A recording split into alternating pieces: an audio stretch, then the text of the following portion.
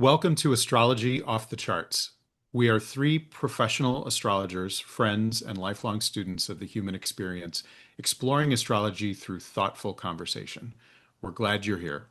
I'm Ryan Barrett. I'm Lisa Hagenbuch. And I'm Alexander Mallon, and it's wonderful to have you join us. Thank you. Thank you. So today's conversation is one that we've been looking forward to because it sits at the intersection of two things that we love talking about collectively. And that is how astrology works on a personal level and how that same lens can be applied to something much bigger. So we're going to start today by talking about how each of us and our approaches to client work, how we approach that, what humanistic astrology actually means to us, how we work with clients, and what sets a session with each of us apart from what a lot of people might expect when they think astrology reading. So astrology can help us understand what's being asked of us, and whether that's in an individual birth chart or in a collective moment, this is a lens through which we can see, we can observe the human experience. So let's get into it. Alexander, we were talking before we got started about cycles, and can you maybe explain a little bit about what you were talking about? Yeah, so for the audience, as we were prepping folks, we were sort of reviewing the message to give for those of us who are fellow students of astrology. I always kind of half tongue-in-cheek say, no matter where you are or how long you've been practicing or studying, there's always this quality. It's such a vast art form and a vast study of astronomy, astrology, and cycles, and then meaning. We're all students, and so I think oftentimes, Lisa and Ryan, when we engage students or clientele, or when we even are just asked to publicly speak or lecture or present, I think there's kind of an idea that astrology talks about cycles that are creating something. Astrology is doing something or creating something. And I always want to clarify, as a backyard astronomer myself, an avid astronomer with telescopes in my own observatory. I mean, I'm literally there physically experiencing the nighttime sky, which many astrologers might not. But in a way, I'm kind of earthing it. For me, it really is, and for all astrologers, it really is, that we're looking at cycles. Simply, astrology is looking at cycles of nature. And often, Ryan and Lisa, when I work with clients, one of the first things I'll talk about will be to show the moon placement in a client's chart, and how, for instance, we all kind of vaguely know it. We don't think about it, but that moon placement, wherever it was when you were born, that moon phase that you were born under as well, that'll repeat in 29 and a half days. So I kind of half joke, half the world's population, who are women around age 12, they kind of intimately know 29 and a half days. It's something very foundational, like presume. We forget about it. It's so natural. Well, that's what astrology does. It looks at these cycles of nature. So when we look at ideas about astrology, or ideas about cycles, or ideas about mythos and astrology, Yeah. kind of fundamental. I mean, astrology is fire and stars. How long has astrology existed? Well, in a formal format, we know 5 to 10,000 years formally, historically. But I always say, how long has astrology existed? Fire and stars. You have your fire, you have animals, you have prey, you have the season, and you move with the season. And Mhm. astronomy is observing those cycles of nature that we're a part of, Yeah. Yeah. not something external to us at all. I Yeah. mean, it's around us. We're born into it. Mhm. Yeah, we are a part of it. There's a phrase that uh, Lisa, you and my former teacher used to use, and Stephen Forrest used it all the time, and that is astrological symbols are verbs, not nouns. And I think that sort of speaks to this idea that there's movement to it. It's ongoing. It's an action. It's not just that what we're observing is what's happening around us, right? Not trying to frame them as things that are going to be or are in front of us. It's really helping us sort of access that moment in a way that is very dynamic, right? And invites conversation. It invites us in to experience it in a different way that we would. It's not just something happening to us. We are sort of co-engaging with this moment around us. Yeah. And I think that's what's really important about our approach, because I think a lot of people come to us thinking we're psychics and we're just Right. they're gonna sit down and we're gonna tell them their future. And so it's a process sometimes to get the customers or the clients buy-in to this process, because they're like, well, aren't you supposed to be telling me everything? And it's like, but how could I know you better than you know yourself? My biggest compliment is you leave and you say, you just confirmed a lot of things for me. Yeah. It's a great place Yeah. to start, I think, in Agreed. your in a long-term relationship with a client, which I think humanistic astrology, I think, really sets up those conditions a Yeah. lot And you more. mean humanistic astrology in comparison to any kind of predictive astrology, or looking at cycle predictive sort of work is different than humanistic. The idea that there are cycles that are happening at Hmm. us or to us or around us, and what might happen, versus humanism, how might we happen to it? Yeah, because if somebody's just coming to get their next 6 months predictions, oftentimes, as we know, we're not, I mean, we're not able to tell them that. So if that doesn't happen the way we said it, or they're not going to come back, right? But with the humanistic approach, it's about the ongoing evolution of their consciousness, as well as the consciousness of even the relationship between the two of you. Yeah. So, Well, and Or in fact, we might yeah, we might be able to, with practice and experience and observing nature's cycles and how multiple cycles typically are happening, and how a person's chart's describing their engaging yeah, with the cycles of their life, we might well be able to discuss what's going to happen or what's unfolding or where that might take them. It's still that discussion might lose, however, the thread of the meaning and the growth and the spiritual and the soul evolution. Ultimately everything is how are you growing in this? yeah, Where are you in the growth experience? I think yeah. about It's Ram Dass, pardon me, the yeah, guru, the please. American guru Ram Dass would say, watching art from above and almost imagining yourself living your life and watching yourself do your thing. Like, oh, well, there I am.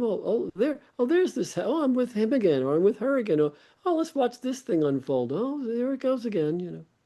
Yeah, yeah. No, I love that you brought that up because I think one of the things that Ram Dass might pull it back to is this moment is all that matters. So accessing this moment in a way that is different than we might normally access it by taking a step outside of ourselves, looking at the moment from a symbolic perspective, gives us an opportunity to maybe think about it a little bit differently or experience it a little bit differently. And there's so much value in that, especially when you might be working with someone who is having a very challenging personal moment, to understand that this too shall pass, and that that there is things don't just get set in stone. It's constantly moving and changing and evolving. And so how we bring our attention to that and understand that we can participate in that moment in a different way, where we can help direct it, and be conscious and thoughtful about how we're directing it, does open up possibility for the client and for someone that we're engaging with. And that is something that I hold very dear as an astrologer, and there's a great responsibility around that, being able to carry on a conversation that way, that is inviting and compassionate, and allows the person to experience what they're going through, but then offers this possibility of how might we direct this differently. There's something very big about that is meaningful. I was Mhm. watching, actually, my mate and I were watching a video of Eckhart Tolle last week. Yeah. And at one point in this wonderful video, he said, well, moving through the world, if we are centered and aware of our being present and our being involved in the movement and our our projections and our creation, how we're the perceiver and the experiencer. He said from that standpoint, we grow and we co in a way we co-create. I'm paraphrasing. But he said Yeah. if you live your life in a more typical way, then life is just one damn thing after another. Hmm. Yeah. He was inviting engaging rather than simply being under the under you know, the umbrella of it. Yeah. Yeah. I I have a question, and Lisa, I'm going to direct it at you first. We've been talking about this just in terms of what got us initially interested in astrology. We talked about that in our last episode. I'm more curious as we go forward, what drew us collectively to Mhm. humanistic astrology, to evolutionary astrology? What was it about our path that sort of led us there? And if you could share your perspective on that. Yeah, and for me, in a way, I feel it was a little luck of the draw. And we talk Uh-huh. about fate versus free will because I think in a former episode, I was sparked by this woman, Barb Crowful. She was very predictive and psychic, as I found out.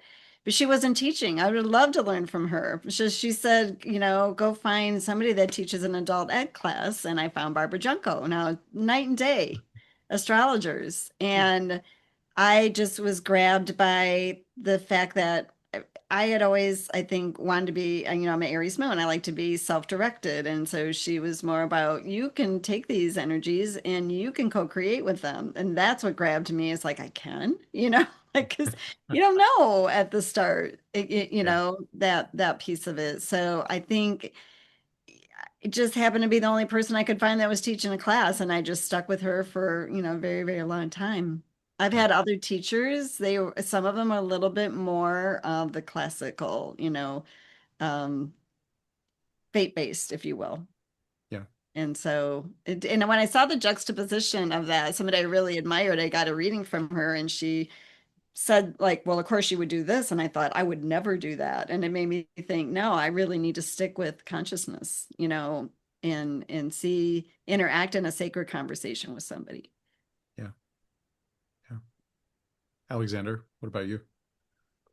So I think in one of our last we're doing introduction here, introductory episodes, folks. This is sort of number three out of the three intro episodes for us. Like, as Ryan and Lisa and I are joining and launching our effort here, Astrology Off the Charts. Well, sort of reiterating one of the things we had talked about. For me, it was the angst of teenage years and the angst of family issues. I mean, honestly, it is what spawned my first podcast, Astrology of Family Karma and Relationships title. So yeah, it really was. It was the angst of family, the challenge of family, and what I was going through in my teenage years, and how do I frame myself? How do I Hmm. frame what I am experiencing and perceiving, and what this family is experiencing and perceiving, and what's being said versus what I'm experiencing and perceiving too, which is not what's being Hmm. said by the family of origin particularly, or even the school system I was in, or for that matter, the age group that I was in. So what was happening for 13-year-olds and 14-year-olds, or when I began studying when I was 15, it was really very different for me. It didn't seem that they were going through what I was going through. They were more concerned with, sports in high school, and I was concerned with the origins of consciousness and the work of Carl Jung and why are we here and what is this about and how do I make sense of it? And so once I began to investigate, as most of us of astrology do, my own birth chart, it provided a frame of reference that was universal and also simultaneously personal. It helped me Hmm. understand my my personal part of my nature, my astrological sign, if you will, my nature, literally born into nature and the family around me, but also to their experience, their container, their birth moment in nature and the family system, and how those individual identities and even like The proverbial birth order issue in a family, and Yeah. how that all melds together in a chart mirrors all those factors. Hmm. Hmm. Yeah, and I'm even thinking about some of the astrologers that I've worked with before that are maybe lean towards more predictive, but it can be so precise. It can be uh, almost scarily Mhm. precise in terms of looking at things like birth order, how many siblings you're going to have, what your parents are like, and what their path was. And there is, I want to be really clear here. There's so many different pathways in astrology that are useful and helpful. And if you follow the discipline, if you learn it the way in a methodical way, you will learn all these things, and there's value in that. I think there's an opportunity though as well, and at its heart, I always say this: evolutionary astrology is not solely about prediction or personality labels. It's about your awareness and what you bring to that. It's about agency, right? Mhm. And so the goal for us as humanistic and evolutionary astrologers is we facilitate that process of someone becoming more fully themselves and discovering who they are and then deciding what they want to do with that, right? So, one of my favorite ideas, when we look at planetary functions in the chart, is with Uranus, right? So, Uranus is all about the question around it is who would you be if you didn't have that tribal uh, uh, impressions or the tribal what's the word I'm looking for here? Um, telling you what you should and should not be in life. If you didn't have that, Uranus kind of helps you see what's possible, right?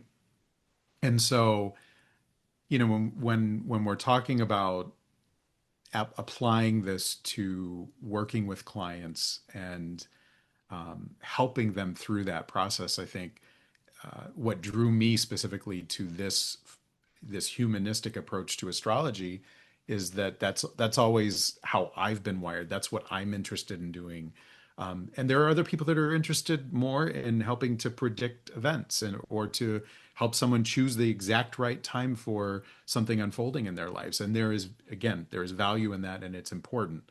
Mhm. Um, so this is the when we talk about humanistic astrology in our approach, it's not to say you shouldn't go down those other roads because you should do whatever interests you in life, and it's as long as it's not hurting someone else, go for it.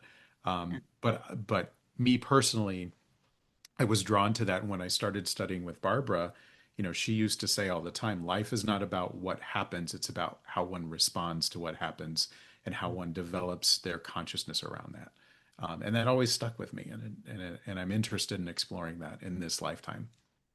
Yeah, because I think, lately I've kind of come to the conclusion that I could give somebody a list of dates and tell them exactly what was going to happen. But if they've got limiting beliefs, if they, have unconscious blocks, if they've got family dynamics, generational patterns, it's not going to play out that way for them. It's Yeah, about getting their energy patterns in as much flow and alignment and balance. And I love astrology because you can take these symbols, they're archetypal, and you can just dig into the energy without having to know the story. You don't have to know the trauma, you don't have the story. There's so much you can get done in an hour with somebody because you can just describe the characteristics and say, okay, if you counterbalance it with this, it'll be more in flow. And then yeah, life just relationships, all of that tends to flow better.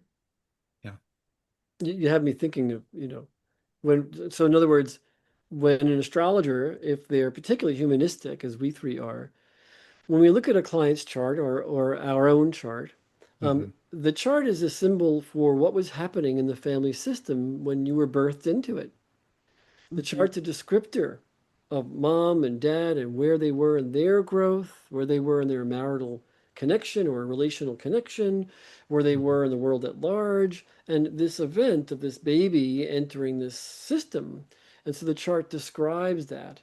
And so, in that regard, as you were saying, Lisa, it brings up um, uh, an objective mirror to what we have been had gone through in our birth and earliest years, and how we're part of that unfoldment. Certainly for mom and dad, we are. Every birth is a major event for mom and dad, and we're part of that. That's why, that idea of birth order, the oldest versus the youngest, and the middle child too. It's a Yeah. different phase. It's a different cycle. And astrology charts always describe these phases and cycles of growth and maturity for each person, and then also describe when we entered that for mom and dad. Yeah, if you have mom's chart, dad's chart, it's even more powerful. It's like having your spouse's chart. You can really dig into the objective mirror Yeah. for each individual. But the individual's birth chart has ostensibly that whole archetypal root ball in it, right? I mean, it's intergenerational in one person's chart too. Yeah. Mhm. Yeah. Yeah. You really opened my mind to that when we worked together, Alexander, and I appreciate that perspective on it because I knew that I was taught that, but until I saw you sort of unfold it in my own chart, I didn't really understand it as well as I could have.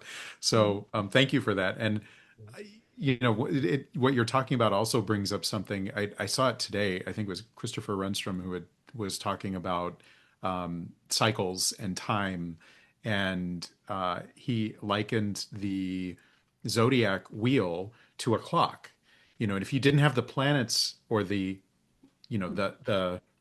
arms of the clock intact, you'd just see the zodiac. You wouldn't know what time it is. You wouldn't understand where we were in the cycle. And all of the ancients developed a system of astrology or some form of astrology in order to understand time and cycles and the actual clock that we were looking at that time, which was the sky. That is the prime symbol in astrology, right? So the sky above us, and for some, the sky below us as Well, well. that actually is the chart itself. Yeah, I mean, the exactly. chart actually literally is, and I can tell you as a backyard astronomer, Yeah, everyone's birth chart literally is a map of the seasons and the cycles and the sky above and below, the sky above your head. Your birth chart is a literal sky map, I mean, literal scientific sky map that yeah, describes that time that you entered that family system.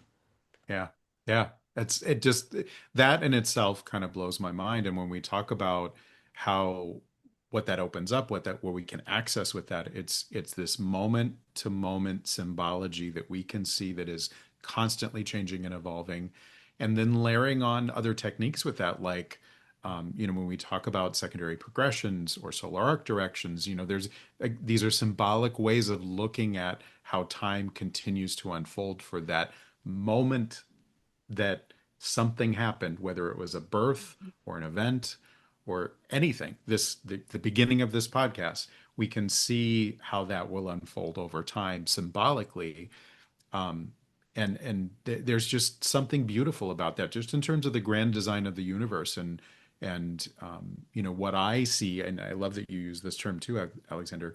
Great spirit. I see this as how the universe has some design to it, and we can tap into that as humans through this language of astrology. I love that.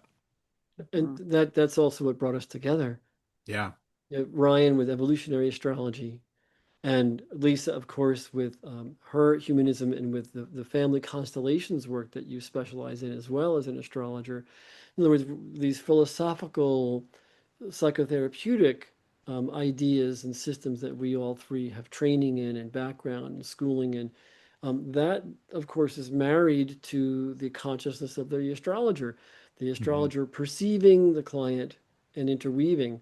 So in a nutshell, I just want to say, I say to my clients very often, you I'm always hopefully growing in every single session with a client because if I'm not growing also, as my client is growing and being challenged to grow, if there's no juju between us, there ain't juju in the session. There's no Mhm. mad, there's no upliftment. There's no consciousness flame of awareness in the session. If I too am not, you know, sort of in the hot seat to grow. But Yeah. Yeah. it's also not just the hot seat. It's really like it's the flame, together, that juncture between the client and the astrologer, the client and the therapist, the you know the priest or reverend, or with the patient or the counseling client. It's that Hmm. magical connection. Yeah. And Yeah. it's amazing. I don't know if you two have found this. You will attract the clients that are experiencing the life circumstances that you're going through, and Amen. that's not by accident. No. Just Amen. a Yeah. sacred conversation, um, and it just kind of tracks it through time, and that's I think it is, important. I will interject, a story here or there about myself, and that sparks, it's just I think the sacred conversation has a lot to do with how you can connect with them and connect heart to Yeah. heart and know that their challenges are challenges that you have, and it's a part of the human experience, hence humanistic astrology. Yeah. And our Trinity, folks, for the viewer and audience, the reason we have these three programs that are intro is to sort of really bring you into our juju, like how do we come together, and what do we Yeah. feel we wish to share with the audience, is that relational magic too, that, oh, you're a humanistic astrologer, you're a person who brings your spiritual philosophical passion and maybe your sense of soul, spiritual self to your work. It's important to you. Others may just be addressing mundane, when to buy stocks. Stock market astrologers do stock market astrology, but it's not about their personal evolution. It serves another purpose in their case. Absolutely. Yeah. Hmm. I want to pivot a little bit and ask this question. I think we've touched on it a little, but how would you describe what a session is like with to a potential client? How would you describe how you work with clients? Lisa, do you want to go first? Sure. I kind of will describe it as energetic talk therapy because, and I think my process has really evolved over time, and I've added in not only do I do some energy modalities myself, like Qigong, or I meditate a lot, or I just, but because I think all of that helps to increase my intuitive ability for messages to come through. And I like to have the person sit down. I don't really prepare that much anymore. I physically draw the aspect lines. I sit down and I say, what are we talking about today? And they're like, what do you mean? I'm like, well, what's going on in your life? Why did you sit down with me? Why did you want to schedule a session? And from there we go, because I always say I want it to be relevant. I don't want to just talk at you. I can talk at you as an astrologer. I could I can fill 2 hour, 5 hours of that. But Mhm. why? What brings you here? Why are we here? And so I have some clients where, we've been processing through a lifelong. So I don't have the training as a psychologist. I wish I did, but I do kind of feel like I don't need to get into I don't need to tell you exactly how to process this, but we're just describing the energies involved and how do we get that in better flow for you and take that to other practices that you do. So anymore, it's just I just think of it as a sacred conversation, and the more I get out of my own way and just stay in the moment of not only the consciousness of the chart, but the consciousness of the person in front of me, it Mhm. just seems that's where the magic is to me, just gotten less and less structured over time. And I bring in tarot and I bring in energy, pendulum clearing, and I, bring in some other modalities because I think I'm not only interacting with the personality, but there's a soul in there that I'm talking to. And this is over lifetimes. And so, Yeah. Yeah. Alexander?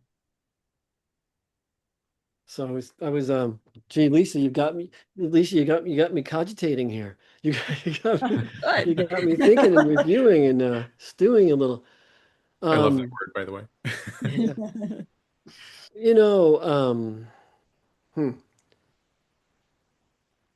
you have me. Your question, Ryan, has me thinking of one of my earliest teachers, Hmm. who I actually heard in the radio. There was a wonderful radio show. I grew up on Long Island, and there was this incredible radio show. Without getting deeply into that, and he had different guests on, different astrologers and psychics and so forth. And there was one of my first teachers through that show who I went to for a reading initially in Manhattan, and then subsequently was a student with him and others for a few years. He was a phenomenal psychic. I mean, truly, like, stunningly shocking. He was way beyond, and I've been around for many, many decades in this field, and he was of a whole different caliber, a whole nother level, really more like a guru in terms of what his gift was. He could basically truly read everybody's mind all of the time, not Yeah. just when you're with him, but classes basically were about what you were going through in your life and what discussions or connections you had with people around you. And during class, he would actually bring up sentences that, let's say, I'm thinking personally, one time when I was in an argumentative situation with a relationship girlfriend at the time in my teens, late teens, my argumentative position, the statement that I was using to place my concept of self, and he shot it back at me. It was like that happened 5 days ago, and it didn't even occur to me when he first started saying it. But as he was doing it, I realized the light bulb went off. Like, oh, that's exactly what I told my girlfriend 4 days ago. So I'm regurgitating, if you will, partly this experience. It molded my intent, which was to have the chart speak, to Mm. let the chart speak, to let the chart be a vehicle of intuition. I mean, I am, you know, definitely high on the intuitive end of it, and I could just do a straight session, just straight intuitive. But the Mhm. chart rounds out and provides this depth of information and this perspective. So then, in a similar way, my intent is to really leap into the deep end of the pond right away. That I Mhm. feel that most clients have done a lot of personal work, growth work, self-reflection work, therapeutic work, and I'm seeking in my mind my intent is to hopefully bring that client to a place that they have a path or a door they've approached but haven't as fully delved into or thrown themselves into. And my intent with my Pluto rising is to take them right there, to go right in it and to speak with them, have the charts, speak to us together. And so I do a little training, a little teaching for my session before we launch, and then ostensibly we look at our chart together, and it's a growth phase. It's the kind of a like an earthquake, this tsunami of experiencing and feeling and reviewing through a different perspective. Yeah. Um, yeah, so my intent is to kind of really, you know, crack open the doors of the awareness of, oh wow, we're living this, we're reviewing this experience, we're living this phenomenon, and the meaning and perspective of my life is. That's sort of a good overview. And how Yeah. about you, Ryan? What's your Yeah, it's evolved over time. When I was younger, I used to um, kind of move around the chart, look at the different points and talk about them as a system. But I think the integration of that really came in my 20s when I was studying with Barbara, because the way I learned to integrate the or synthesize a chart for an individual, um, Barbara J. Junko, for those who are listening, who is no longer with us, she really sort of got you to look at the karmic path within the chart first. So, where is the north south node? Where is the north node? She would physically draw a line through the chart with an arrow pointing towards the north node, and everything else sort of hung off that in the chart, right, Lisa? Mhm. Um, and the what I found in doing that was is exactly what you're talking about, Alexander, with going to the heart or the core of the challenge for that soul in this lifetime. Now, what you don't know with that is how they're responding to it, right? You don't know how they're dealing with that particular energy in their own unique way, and that's where that interaction is critical in really having a meaningful discussion with the client. So, my view on it now, and I always start with a tarot card pull. It helps me to sort of connect with Lisa, what you do at the beginning in terms of asking them the question, "What have you come here for?" I sort of pull that card and show it because, and sometimes I pull more than one card, but I will show it to say, "Hey, I know what you're going through, right? Yeah, And that's an access point for them because you immediately get some credibility with the client, and yeah. then you can have a conversation about the chart. They're not sitting there tapping their heel and waiting for you to like read them. And Right, so, right. I think um I feel very strongly that everybody has something unique to offer this world. And if you can uncover that over the course of a reading, whether it's an hour, 90 minutes, and get the individual to understand how special and unique they are, and that what they're hearing from the outside world may not be influencing them in a way that is helping them evolve into their chart, and that if they look at things a little bit differently, if they can change their perspective around this particular issue within their birth chart, that in itself really just opens up possibility, right? Hmm. Um, I think astrology makes timing visible, the timing of the cycles of someone's life. Um, and I think it's one of the most precise tools out there to help someone find their way back to themselves and what they came here to do initially. And I love that about it. And um, I hope that every client walks away with that sense. I think the three that maybe a commonality that we all three have, and we may have different starting points, but I think as a humanistic astrologer, you really kind of have to, you're more present in the moment and you're following the thread of energy around the chart. Yeah, And then you're providing the dates and the cycles and timing of all of that. But it's like that you have to kind of read the chart in the layers of consciousness that they're presenting to you. Mm-hmm. And then I think that's something that a commonality that we all have because as we know, you can have something planned and it's a good place to start. yeah, But then you have to go, okay, well, this leads me to this and that. I mean, I think that is the beauty of consciousness is you don't know where the consciousness of the moment their chart themselves where that's going to take you in the session. And the yeah, most surprising sessions are, you know, kind of sometimes the most fun. It keeps it really vital, I think. yeah, yeah, The being an astrologer, it's like it's just and every session is like we're just who knows what we're going to explore, but it's there's magic in that. exactly. There is. Now, I'm going to pivot us even further because I know at the beginning we talked about, looking at things on a personal level, how we interact with clients. I'm going to bring it out a bit to sort of, something that's happening or coming up here in the world.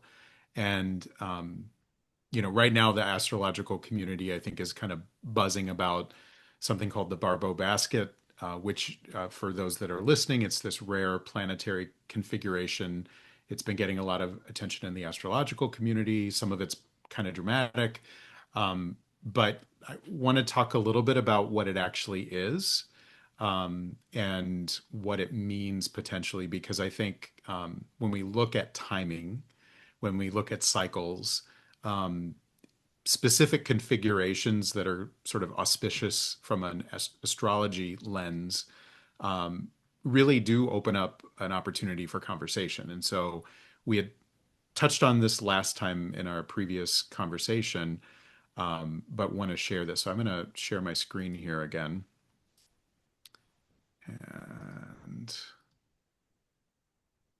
And what this is, it's called the Barbault Basket, and it's a specific configuration that we have highlighted here of um, four specific outer planets: Jupiter, Uranus, Pluto, and Neptune. And they form this basket-like pattern in July of 1920th of 2026 is when it will be happening. It's named after André Barbault, excuse me, who is a French astrologer who was known for predicting in 1955 that a major restructure tied to the Soviet Union would be happening in 1989. He also kind of flagged the collective crisis around the pandemic in 2020. And, a lot of the current commentary frames this as kind of a utopian turning point, but Barbault's original framing was a little bit more grounded. So he talked about it as the end of a long depressive cycle, and the start of a structural reorganization, not as something sudden is going to happen when this configuration happens in the sky.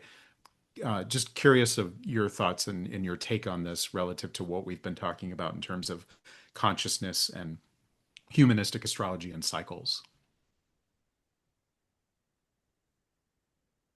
Do you want to go, Alexander, or do you want me to?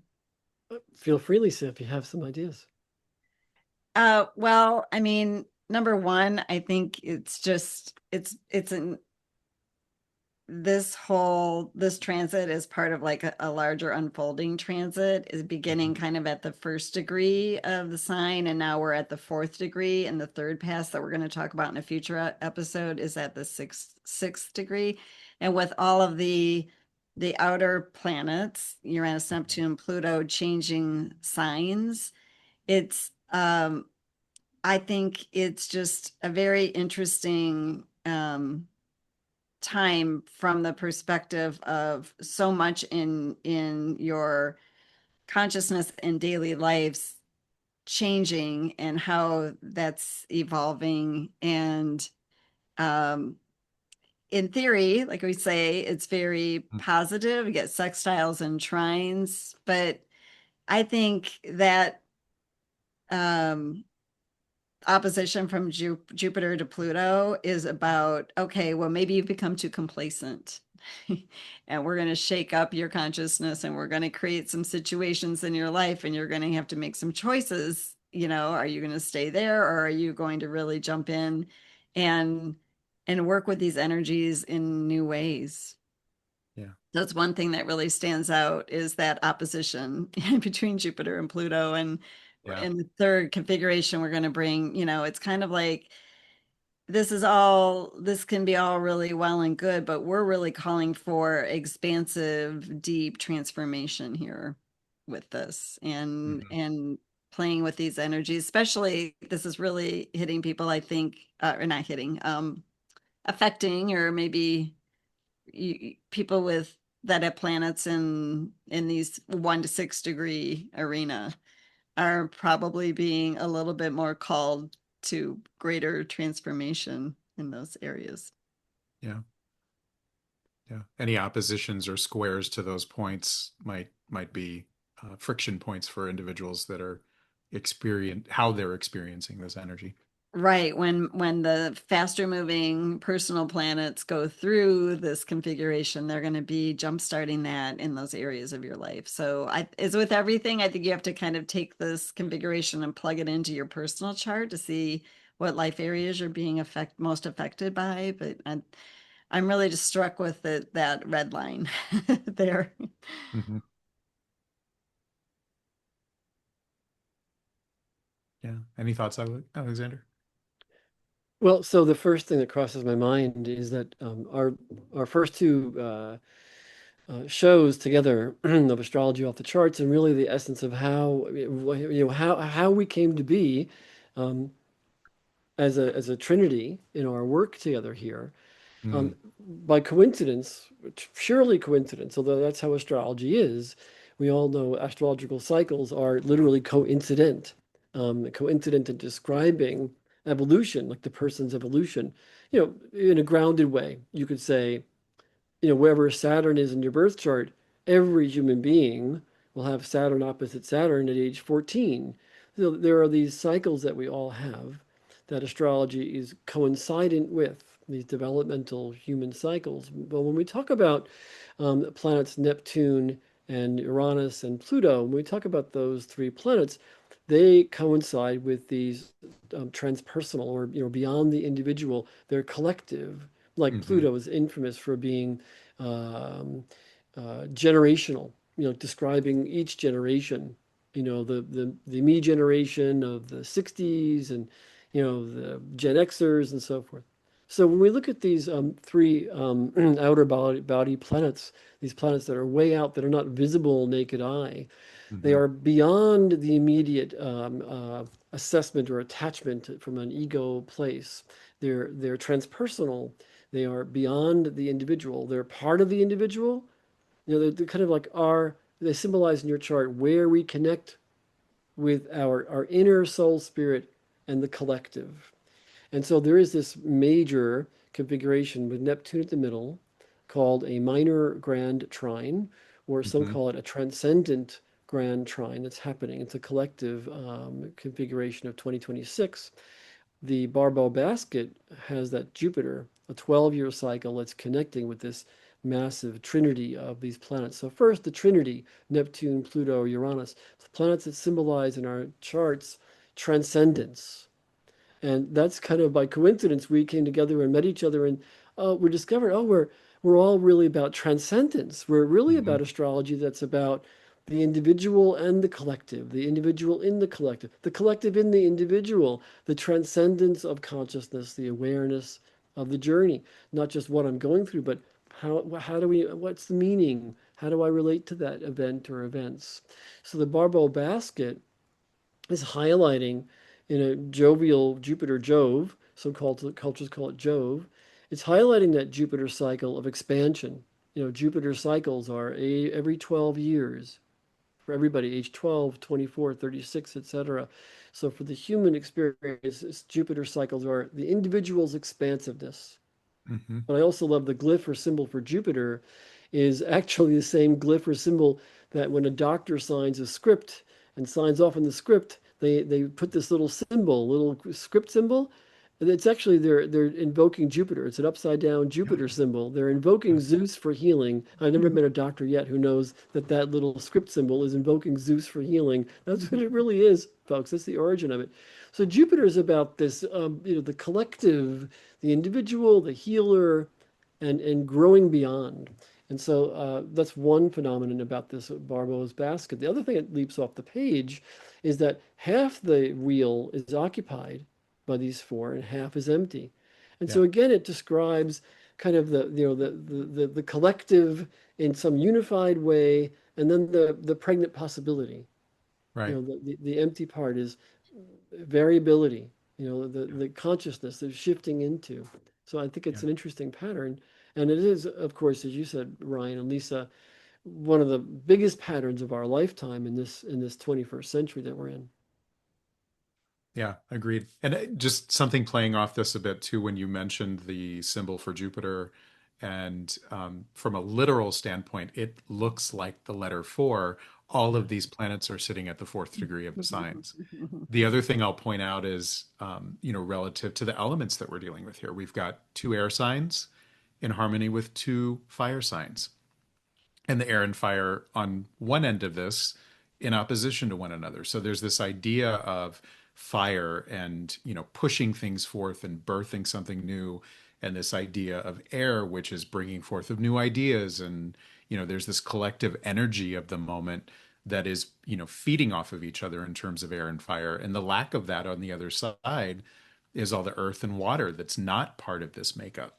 However, it also speaks to what it's holding space for in terms of what is the basket carrying. So, everything Mhm. that you're talking about, I think it's important to maybe note that the original um, Barbault's original reading of this was sort of signaling that there's a new era taking shape, not a sudden utopia. And I think, what we've been talking about sort of speaks to that, disruption is likely. Yes. There is this ending of this patriarchal vision of society, and how we, the way that our current structures are within society, we're understanding that that's not necessarily going to help us as we move forward. That there's this new era ushering in of um, you know, the structures that we had before, the hierarchies that we had before are falling away in a very real way.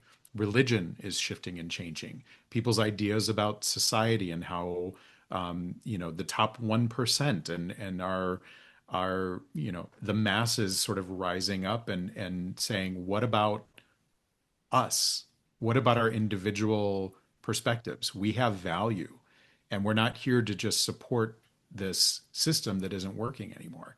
And so I think, there's this shift towards meaningfully different structures that probably won't play out until the late 2030s. This is again a timing thing, right? So Right. as This cycle is now through 2033, particularly. Yep, exactly. And so, the systems that were in play before, or that are currently still sort of hanging on by a thread, are getting tested, and that's going to continue, I think. And so, you know, the old era is going, and I think we're seeing a lot of the backlash of that. When the pendulum swings very hard in one direction, it's going to come back, and so we're starting to see that turning point.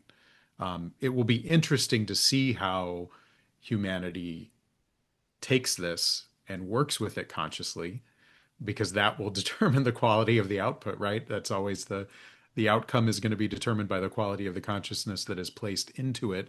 We talk about that with clients on a daily basis when we work with them. Mhm. The same thing's going to happen here. And so, what is the collective consciousness of the moment, and how do we want to shift that in a meaningfully positive way? And this trinity here that Jupiter is highlighting, the trinity of Neptune, Uranus, Pluto, whose cycles correlate with mass consciousness and mass consciousness shift. We'll talk about it in subsequent episodes. That each of these planets, particularly Neptune and Pluto cycles, correlate with major civilization resets. We'll talk about that, but we can in brief just say 500 BC, almost 600 BC, axial, they call it the axial age, the Buddha, the birth of the Buddha, the birth of the Upanishads in India, and concepts of spirituality and the sense of spiritual man in the environment. That's kind of in a way being replayed now. Right Mhm. now it's a world culture. It's literally AI, and it's also world communication. So it's the confluence, Ryan, as you were saying, with the modern Western society and also indigenous societies that still exist on planet Earth. And those indigenous societies that, by the way, are being given technology. They're being literally brought into the World Wide Web.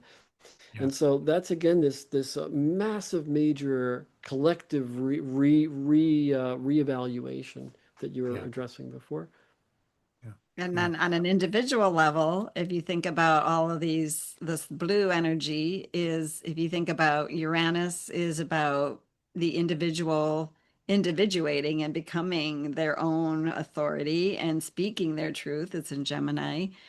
Neptune is our creation energy. It's in Aries. How do we want to create our lives? And then Mhm. Pluto is how do we want to step into our empowerment as an individual? So the more that we work with, as we work with clients and work on them shifting their individual consciousness and just Mhm. the expanded effect that it has on the collective. And so, and this And Yeah, is the as very, above, and the as above, so below coincidence again of these cycles. Let's say Pluto. Pluto discovered in 1930. I think of Pluto in 1930, 1935 plutonium, 1945. Well, we see the end of World War II and the atom bomb.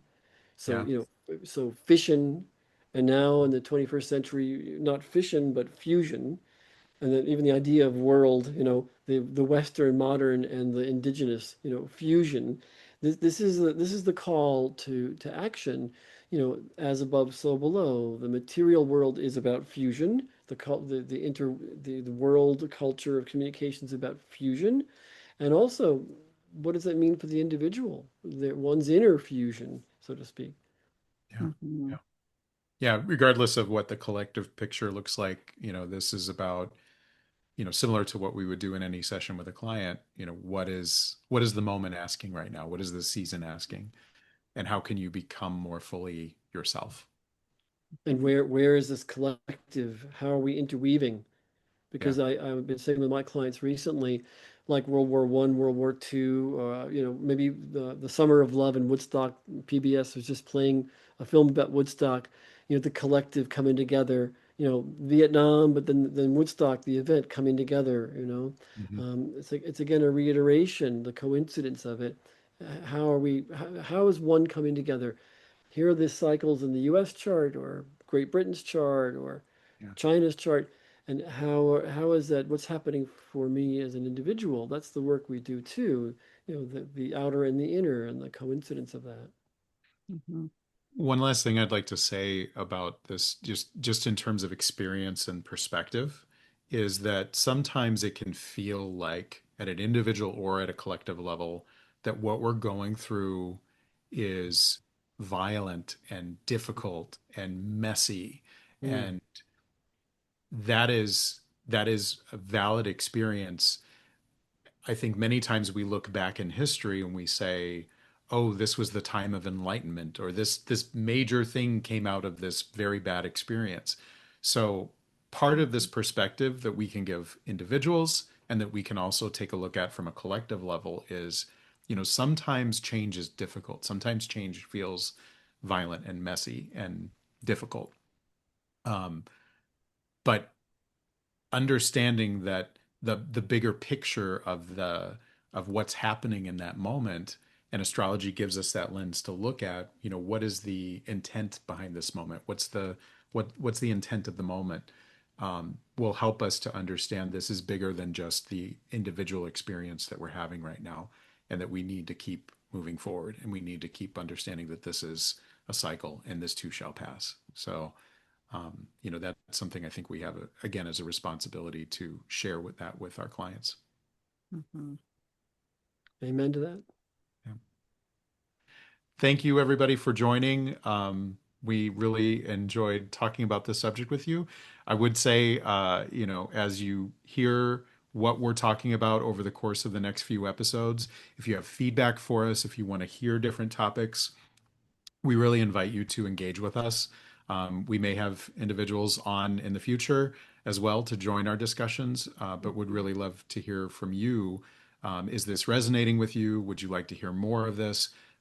Different topics? Share that with us, please. Thank you for your time. Indeed. Thank Blessings. Thank you. you. Mhm. Mm.